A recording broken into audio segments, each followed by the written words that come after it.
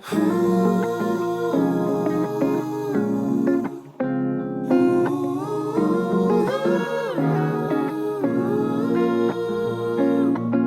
बातों से चढ़ रहा है नशा दीवाना दिल হ্যাপি ভ্যালেন্টাইন্স ডে। मदहोश हो गया ऐसा पहले ना हुआ এবার চোখটা খুলতে পারো।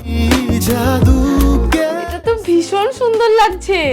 এই সোনার নেকলেসটার মতো তোমার গলাটাও ভীষণ সুন্দর আর খুব উজ্জ্বল।